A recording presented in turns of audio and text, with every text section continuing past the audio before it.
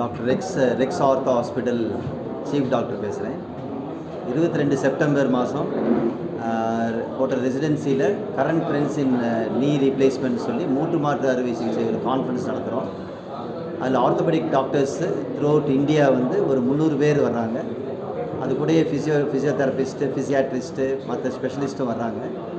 இது முக்கிய காரணம் என்னென்னாங்க, இது வந்து ஆர்த்தோபெடிக் டாக்டர்ஸ்க்கு அப்டேட்ஸ், இப்போ லேட்டஸ்ட்டாக ரொபோட்டிக் சர்ஜரியில் எப்படி மூட்டு மாற்று அறுவை சிகிச்சை பண்ணுறது, முழு மூட்டு மாற்றினா போதுமா, இல்லாட்டி பகுதி மூட்டு மாற்று அறுவை சிகிச்சை இருந்தால் போதுமா, அப்புறம் மூட்டு மாற்றாமல் வழிமுறைகள் ஏதாவது இருக்கா, முட்டி வலி சரி பண்ணுறதுங்கிறது ஆராய்வு செய்து ஒரு கான்ஃபரன்ஸ், ஒரு பேனல் டிஸ்கஷன் நடத்துகிறோம். இந்த கான்ஃபரன்ஸ் வந்து இந்தியன் ஆர்த்தோபெடிக் அசோசியேஷனும் தமிழ்நாடு ஆர்த்தோபெடிக் அசோசியேஷனும் சேர்ந்து நடத்துகிற இந்த கான்ஃபரன்ஸை. இதுக்கு வந்து நம்ம தலைமை தாங்கிறது வந்து Tamil Nadu orthopaedic association president doctor Deen Mohammed Ismail சென்னையிலேருந்து வர்றாரு.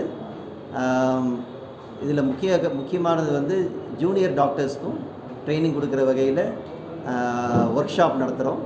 அப்புறம் லைவ் சர்ஜரிஸ், அதாவது எப்படி மூட்டு மாறு விஷயம் ரொபோட்டிக்ஸ் முறையில் பண்ணுறதுங்கிற முறையிலும் ஆர்த்தோபெடிக் டாக்டர்ஸ்க்குள்ள கொஸ்டின் அண்ட் ஆன்சர்ஸ் ஏதாவது சந்தேகங்கள் இருந்தால் தீர்க்கிறதுக்கும் for is knowledge sharing platform மாதிரி யூஸ் ஆகும். ஸோ இதனால் நிறைய பப்ளிக் வந்து இப்போ லேட்டஸ்ட்டு டெக்னாலஜிஸு இல்லை மாத்திரையில் எப்படி முட்டு வலி சரி பண்ணுறது, இன்ஜெக்ஷன் மூலமாக சரி பண்ண முடியுமா, இல்லை கட்டாயம் சர்ஜரி தான் பண்ணுமா, சர்ஜரி பண்ணால் எது பெஸ்ட்டு, எது மினிமம், அதே மாதிரி எது இன்றைக்கி டெக்னாலஜியில் எது நல்லதுங்கிறது எல்லாமே பற்றி பப்ளிக் அவேர்னஸ் பண்ணுறதுக்காக இந்த ப்ரோக்ராம் நடத்துகிறோம்.